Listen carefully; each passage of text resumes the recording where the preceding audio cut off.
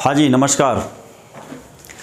इस वीडियो के अंदर अपना जो टॉपिक है वो है निकल आयरन और निकल कैडमियम सेल। तो अब निकल आयरन और निकल कैडमियम सेल की संरचना, उसके अंदर धन और ऋण प्लेटें, इलेक्ट्रोलाइट, सेल का आउटपुट क्या होता है, सेल की विशेषताएं क्या हैं, इन सब के बारे में अपन इस वीडियो के अंदर चर्चा करेंगे।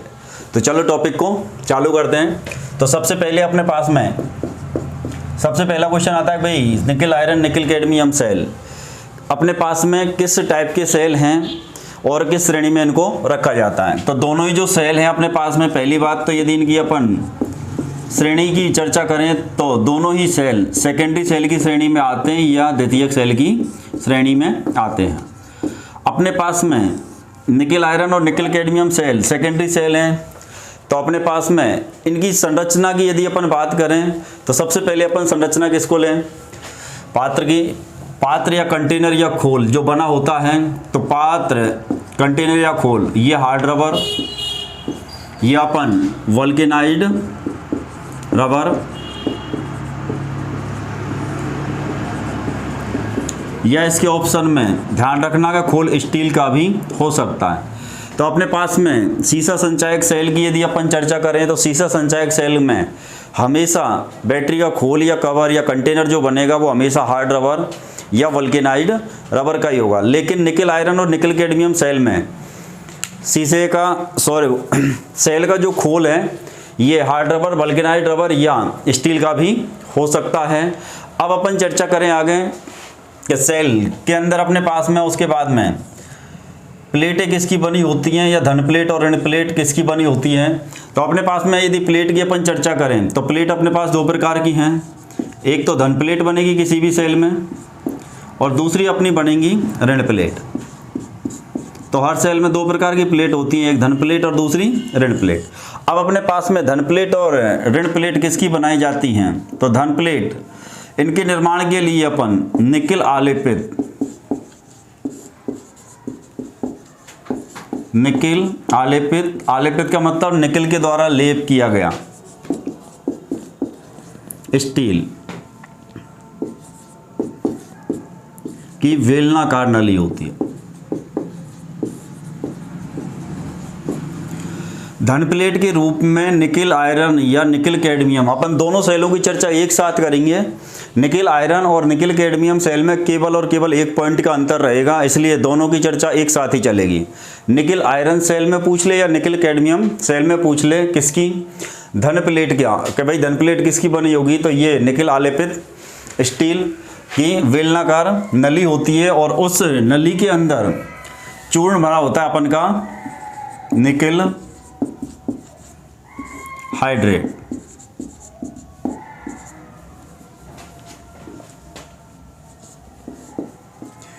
ये जो चूर्ण है अपने पास में, तो निकल आलेपित स्टील की बेलनाकार नली में भरा हुआ निकल हाइड्रेट का जो चूर्ण है ये अपने लिए काम करता है किसका, धन प्लेट का। या फिर अपन शॉर्ट में केवल एक शब्द में पूछना चाहे भाई धन प्लेट किसकी बनी होती है, तो अपन एक ही आंसर देंगे किसकी है, ये निकल की बनी हुई है। उनके अंदर भरा हुआ होता है निकल हाइड्रेट का चूर्ण। लेकिन प्लेटें जो बनी हुई हैं वो प्लेट तो किसकी बनी हुई है, निकल की। या फिर अपन बोल सकते हैं निकल आलेपित स्टील की। यदि अपने के ऑप्शन में स्टील है अपने पास, इस तरीके से ऑप्शन आए भाई निकल है या तांबा है या सीसा है, तो अपन आंसर देंगे केवल निकल। लेकिन अपन को निकल के साथ में निकल आलेपित स्टील मिले तो अपना आंसर देना अपन को निकल आलेपित स्टील। ऋण प्लेट की यदि अपन चर्चा करें तो अपन निकल आयरन सेल में, अब यहाँ पे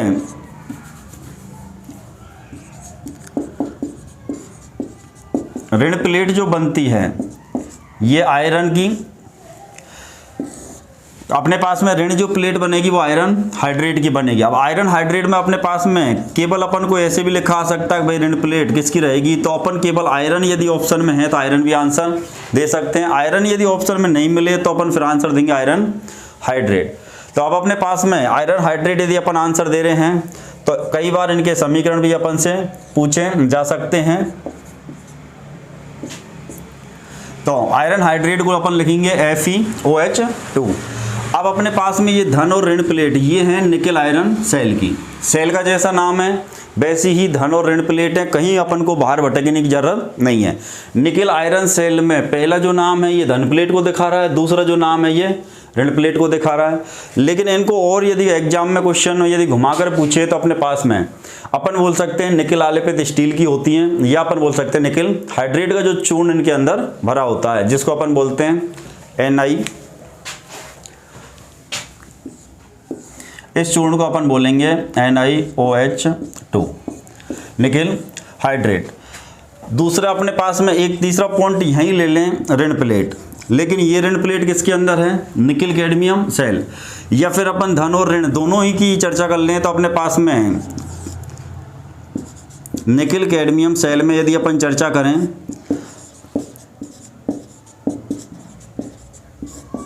केवल यही एक अंतर है, इसी पॉइंट पे अपन को चर्चा करनी है, इसके अलावा कोई चर्चा नहीं है। यदि अपन निकिल कैडमियम सेल में धन प्लेट की चर्चा करें तो इसकी जो धन प्लेट और निकिल आयरन सेल की धन प्लेट एक समान होती है। तो यहाँ पर लिख सकते हैं कि निकिल कैडमियम सेल में धन जो प्लेट बनेगी वो किसकी बनेगी? निकिल की बनेगी। अब अपन चर्चा करें ऋण प्लेट की, तो ऋण प्लेट जो बनी होती है वो केवल चेंज हुई है निकिल कैडमियम सेल में। तो नाम में ही धन और ऋण प्लेट ढूंढना चालू कर दें तो पहले जो नाम लिख रहा है ये धन प्लेट के धातु का नाम है, दूसरा जो नाम लिख रहा है ये ऋण प्लेट की धातु का नाम है। तो धन प्लेट जो बनेगी वो तो निकिल की। या फिर अपन बोल सकते हैं भाई निकिल आलेपित स्टील की जो वेलनाकार नली हैं उनके अंदर अपना वो अपनी धन प्लेट है और उन प्लेटों के अंदर क्या भरा होता है? निकिल हाइड्रेट का चूर्ण। यहाँ पे भी अपने पास वही है, निकिल कैडमियम सेल में धन जो प्लेट है वो निकिल की बनी हुई है, लेकिन ऋण प्लेट किसकी बन गई? कैडमियम की। ऋण जो प्लेट है ये किसकी बन गई? कैडमियम की। निकिल आयरन और निकिल कैडमियम सेल में केवल इस एक पॉइंट का अंतर है, इसके अलावा और कोई दूसरा अंतर नहीं है। केवल एक यही पॉइंट है जो निकिल आयरन और निकिल कैडमियम सेल में अलग अलग। तो निकिल आयरन और निकिल कैडमियम सेल में अंतर एक पढ़ लो, बाकी दोनों सेलों के जो क्वेश्चन है वो बिल्कुल सेम है। कोई भी क्वेश्चन अपन को एक भी क्वेश्चन अलग से पढ़ने की आवश्यकता नहीं है। तो मन में ये मत डरो कि भाई अपन को निकिल आयरन भी पढ़ना है, निकिल कैडमियम भी पढ़ना है। निकिल आयरन पढ़ लीजिए और एक क्वेश्चन का अंतर दे दें तो वही अपना निकिल कैडमियम सेल है, वही सारे क्वेश्चन है। अब अपन आगे चलेंगे, अपने पास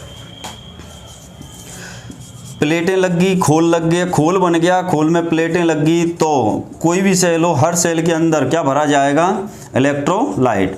इलेक्ट्रोलाइट को ही अपन क्या बोलते हैं? विद्युत अपघट्ट।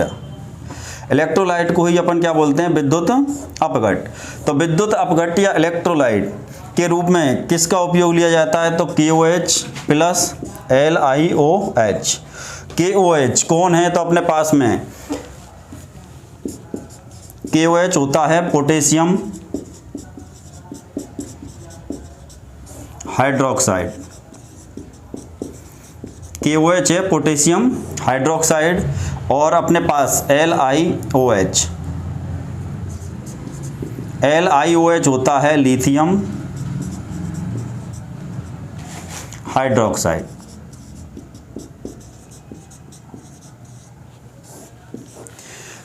KOH प्लस LiOH क्यों लिखा है? क्यों KOH और LiOH इन दोनों का मिश्रण काम में लिया जाता है, किसके रूप में? इलेक्ट्रोलाइट के रूप में। अब कौन से सेल में इलेक्ट्रोलाइट के रूप में काम में आ रहा है? तो चाहे वो निकिल आयरन सेल पूछ ले या वो निकिल कैडमियम सेल पूछ ले, दोनों में ही इलेक्ट्रोलाइट के रूप में जो काम आता है वो KOH एवं LiOH का मिश्रण है। KOH क्या है? तो पोटेशियम हाइड्रोक्साइड। और LiOH क्या है? Lithium hydroxide. तो पोटेशियम हाइड्रोक्साइड और लिथियम हाइड्रोक्साइड KOH और LiOH का मिश्रण किसका काम करेगा? यहाँ पे इलेक्ट्रोलाइट का कार्य करेगा। तो इलेक्ट्रोलाइट का जो काम कर रहा है वो तो कौन कर रहा है? अपने पोटेशियम हाइड्रोक्साइड और lithium hydroxide. Nickel iron cell में धन और ऋण प्लेट किसकी बनी है? तो धन प्लेट अपने पास निकिल की और ऋण प्लेट आयरन की, तो नाम में छुपे हुए हैं। धन और ऋण प्लेट जो बनी होती हैं वो अपने पास इस तरीके से बेलनाकार, और इसी के अंदर क्या बने होते हैं? पॉकेट। इसी के अंदर क्या बने होते हैं? पॉकेट। पॉकेट को अपन हिंदी में क्या बोलते हैं? जेब। जैसा पेंट होता है, पेंट के अंदर क्या लगी होती है? जेब लगी होती है। ऐसे ही अपने पास धन प्लेट जो बनाई जाती है ये ऐसे बेलनाकार नली के रूप में बनेंगी और इसी के अंदर अलग से क्या बनी होती है, एक पॉकेट। अब अपने पास एक तरफ इसके अंदर भरा जाता है निकल हाइड्रेट NiOH2 और दूसरी तरफ है फेरस या आयरन हाइड्रेट FeOH2। तो ये जो पॉकेट होती है इनके अंदर ये भरा होता है, लेकिन ये इलेक्ट्रोलाइट नहीं है, ध्यान रखना। इलेक्ट्रोलाइट के रूप में जो काम में ली जाती है वो है KOH प्लस LiOH का मिश्रण काम में लिया जाएगा। कौन से सेल में? तो आंसर लगेगा दोनों ही सेलों में। तो एक साथ दो क्वेश्चन आपके तैयार हो रहे हैं, चाहे वो अपन से निकल आयरन सेल की पूछ ले या निकल कैडमियम की, दोनों में ही इलेक्ट्रोलाइट के रूप में किसका काम में लिया जाएगा, KOH और LiOH का मिश्रण। यदि अपन अब आगे बढ़ते हैं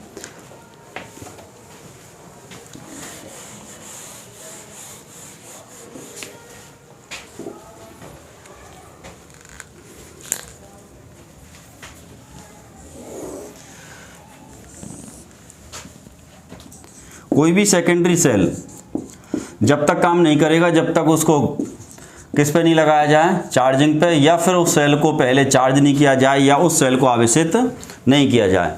सेकेंडरी कोई भी सेल हो, सेकेंडरी सेल तैयार होते ही आउटपुट नहीं देता है। सेकेंडरी सेल आउटपुट तब देगा जब पहले उसको चार्ज किया जाएगा। तो अपने पास में सेकेंडरी सेल को चार्जिंग करेंगे तो सीसा संचायक सेल को भी चार्ज करने पर कुछ परिवर्तन हो रहे थे। अब निकल आयरन और निकल कैडमियम सेल को भी चार्ज किया जाएगा। तो यहाँ पर निकल आयरन या निकल कैडमियम सेल को जो चार्ज करेंगे तो प्लेटों की अवस्था में अंतर आएगा। तो अपने पास में धन जो प्लेट है ये अपने पास में बन जाती है निकल हाइड्रोक्साइड। निकल धन प्लेट जो है ये बन जाएगी निकल से निकल हाइड्रोक्साइड।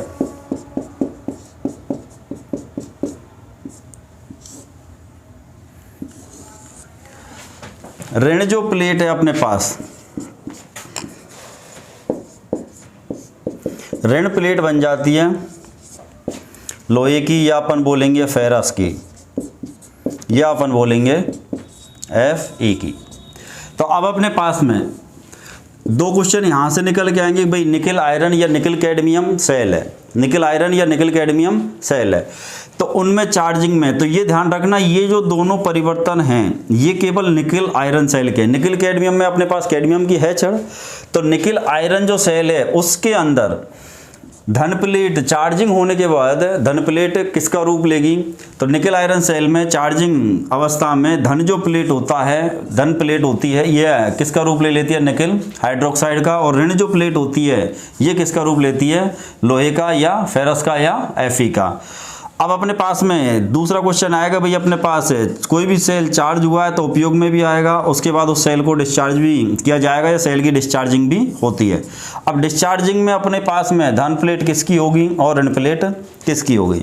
दो क्वेश्चन अपने पास यहाँ से निकल के आते हैं भाई, निकल आयरन सेल में धन प्लेट और ऋण प्लेट दोनों में से किसी के बारे में पूछ सकते हैं भाई। चार्जिंग की अवस्था के अपन से पूछे तो निकल हाइड्रोक्साइड, और धन प्लेट और ऋण प्लेट जो बनेगी वो लोहे की या फेरस की या Fe की।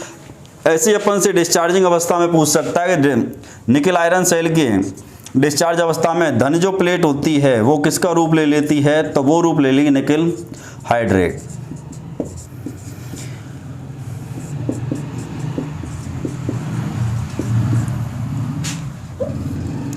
ये रूप लेगी किसका, निकल हाइड्रेट का। ऋण जो प्लेट है ये किसका रूप लेगी, तो अपन बोलेंगे आयरन हाइड्रेट का, आयरन हाइड्रेट।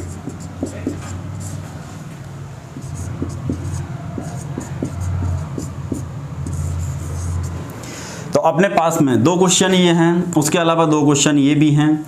ये जो क्वेश्चन है ये चार्जिंग अवस्था में प्लेटों की स्थिति क्या रहेगी, प्लेट किस रूप में रहेंगी, और ये जो क्वेश्चन है दो अपने पास में ये रहेंगे वे डिस्चार्ज अवस्था में प्लेट किस रूप में या किस अवस्था में रहेंगे। तो चार्ज अवस्था में यदि देखें धन प्लेट निकल हाइड्रोक्साइड की और ऋण प्लेट बनेगी लोहे की, फेरस की या आयरन की या Fe की।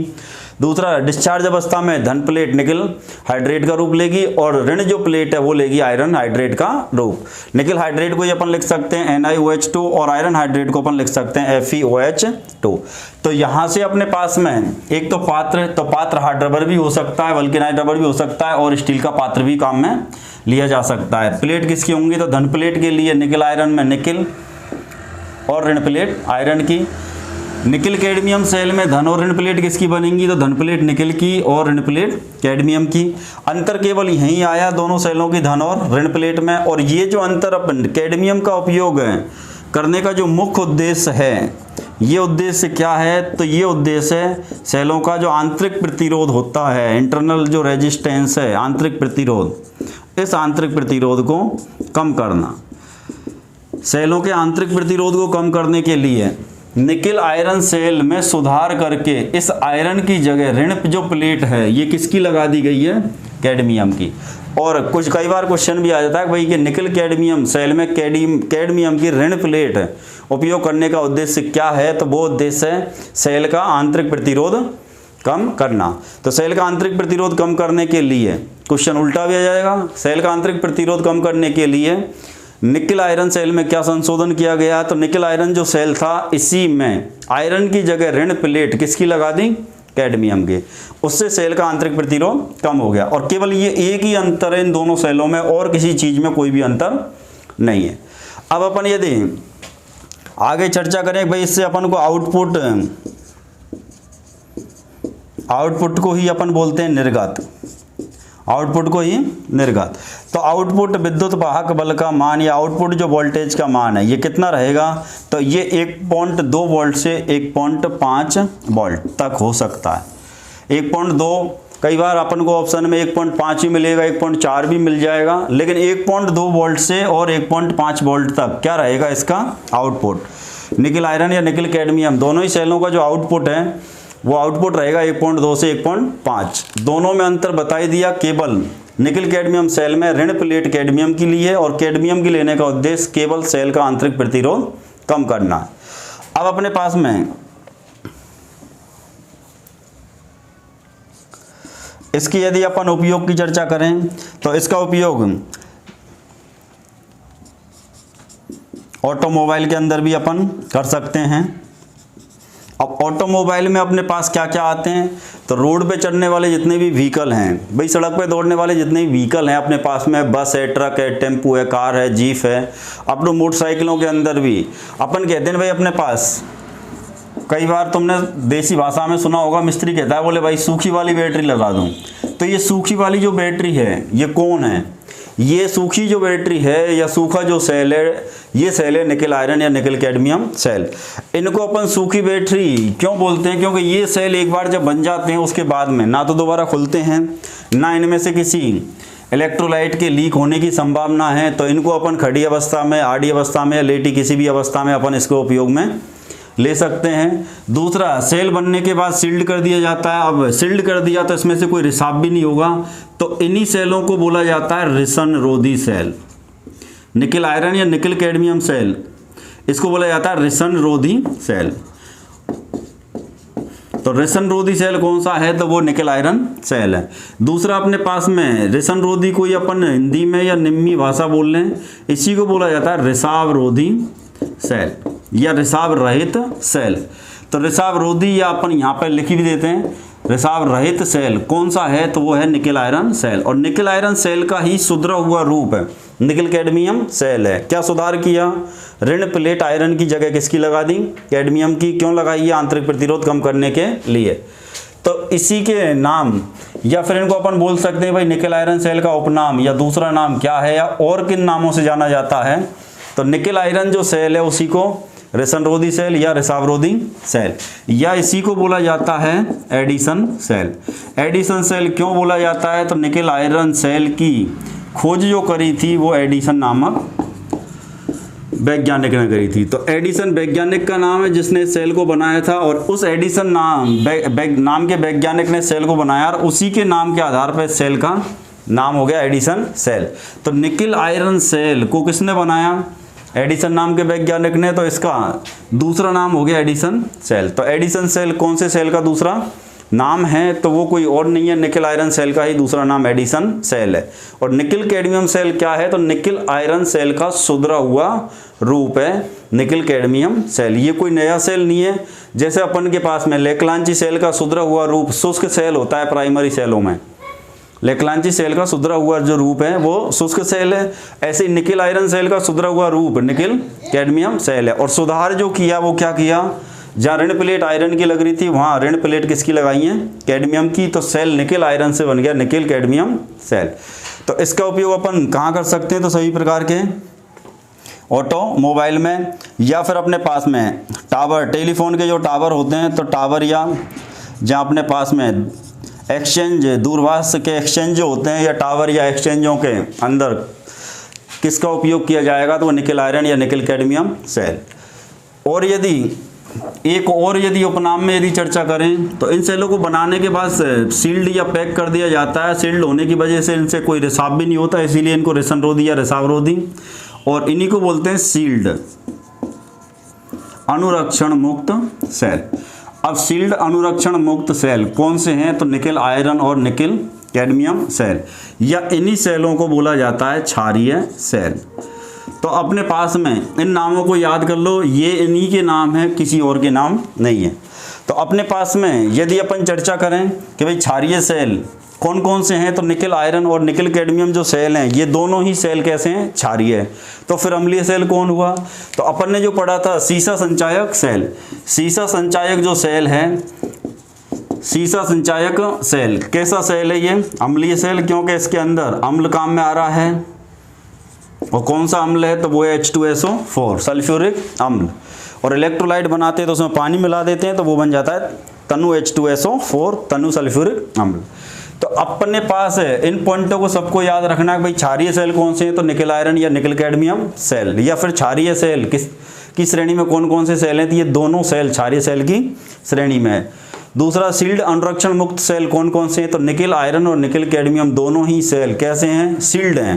मतलब बनाने के बाद बिल्कुल इनको सील्ड कर दिया जाता है, किसी प्रकार का इलेक्ट्रोलाइट इनसे बाहर नहीं आएगा। अब सील्ड कर दिया तो यहाँ एक अंदाज तुम लगा सकते हो, क्या इस सेल के अंदर कोई गैस बन रही होगी।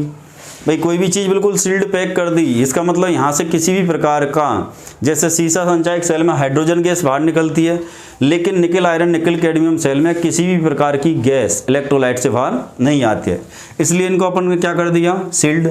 जबकि सीसा संचायक सेल में बेंट प्लग लगाए गए थे ताकि हाइड्रोजन गैस आसानी से बाहर निकल सके।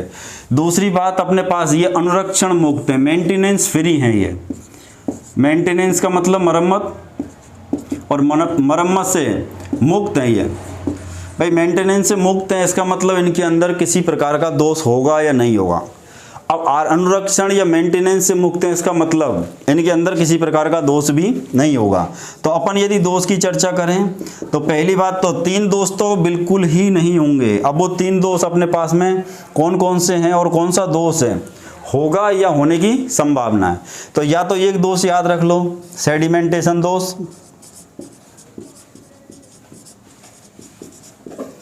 सेकेंडरी सेलों में 4 दोष थे अपने पास में, उनमें अपने पास पहला दोष पढ़ा था अपन ने सेडिमेंटेशन दोष।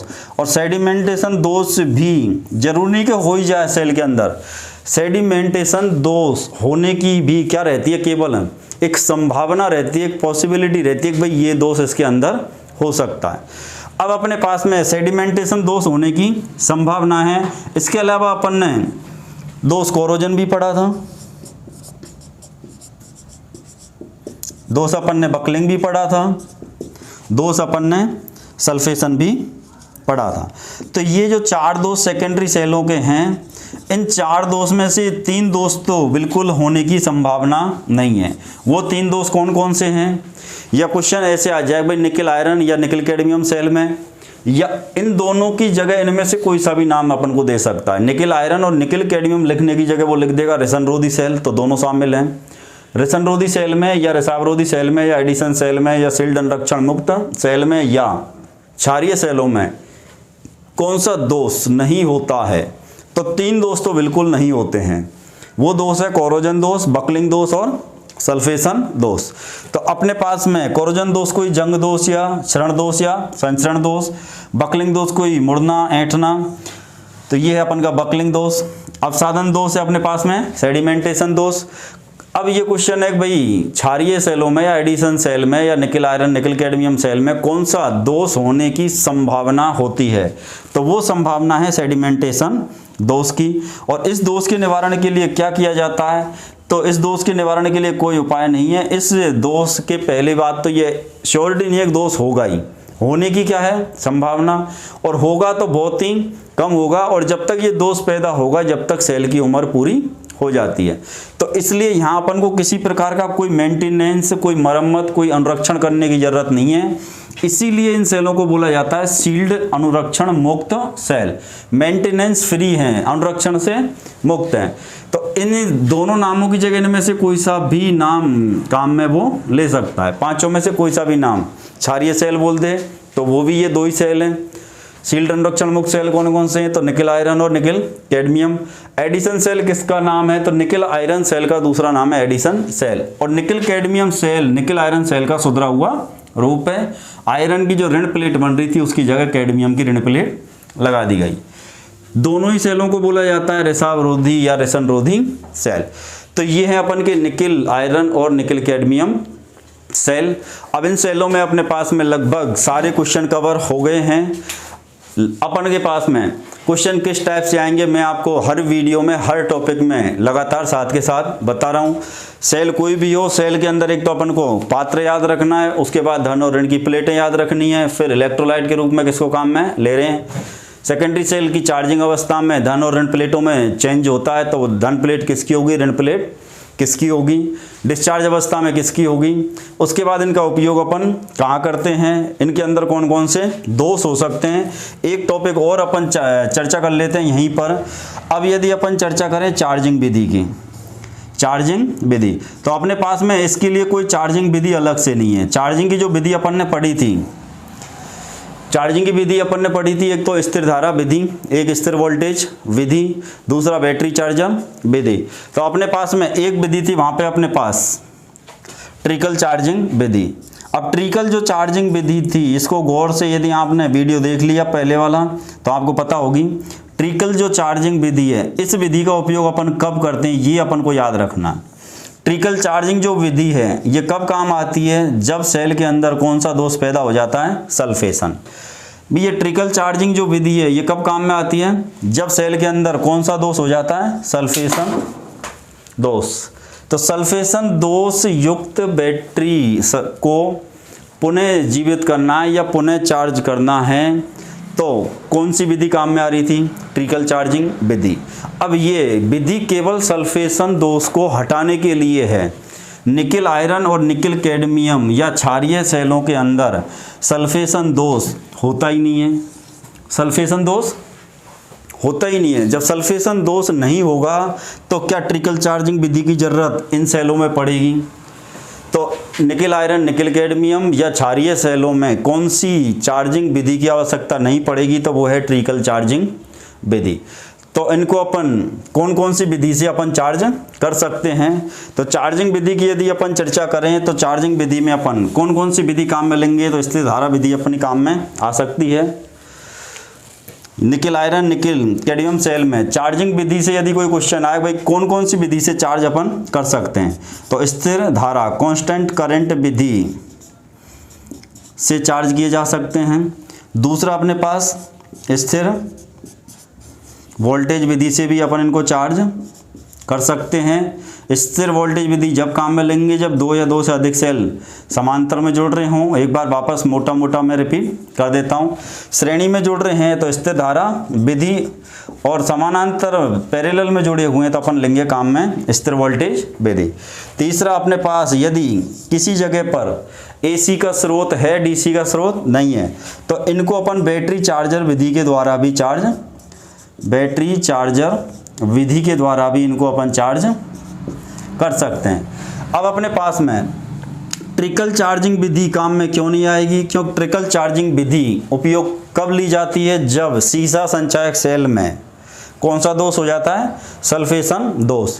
और निकल आयरन निकल कैडमियम या क्षारीय सेलों में या एडिशन सेल में सल्फेशन दोष नहीं होता है, इसलिए ट्रिकल चार्जिंग विधि का उपयोग निकल आयरन और निकल कैडमियम सेल में नहीं लिया जाएगा।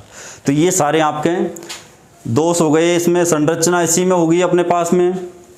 संरचना के बारे में अपन ने पूरी चर्चा कर ली, दोष के बारे में चर्चा कर ली। दोष इसके अंदर कोई होता नहीं है, केवल एक दोष होने की संभावना है। उस दोष का निवारण इसलिए नहीं करते कि भाई इसकी अपन सफाई इसलिए नहीं करते कि इसमें अपने पास जब तक ये दोष पैदा होगा जब तक सेल की उम्र पूरी हो जाती है।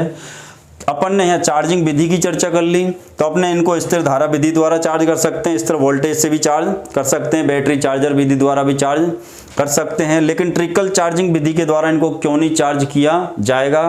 क्योंकि ट्रिकल चार्जिंग विधि कोई चार्जिंग विधि नहीं है, एक दोष युक्त सेल को पुनः जीवित करने की विधि है और इन सेलों में कोई दोष नहीं होता है, तो ना सल्फेशन दोष होगा इनमें और ना ही ट्रिकल चार्जिंग विधि का उपयोग निकल कैडमियम निकल आयरन सेल को उपयोग चार्ज करने के लिए उपयोग में लिया जाएगा।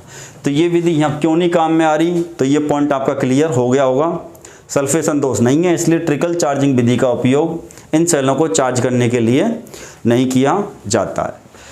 सारे क्वेश्चन आपके क्लियर हो गए होंगे। कोई क्वेश्चन यदि छूटे तो मैं हर वीडियो में बार बार कहता हूँ भाई कमेंट सेक्शन में लिख देना।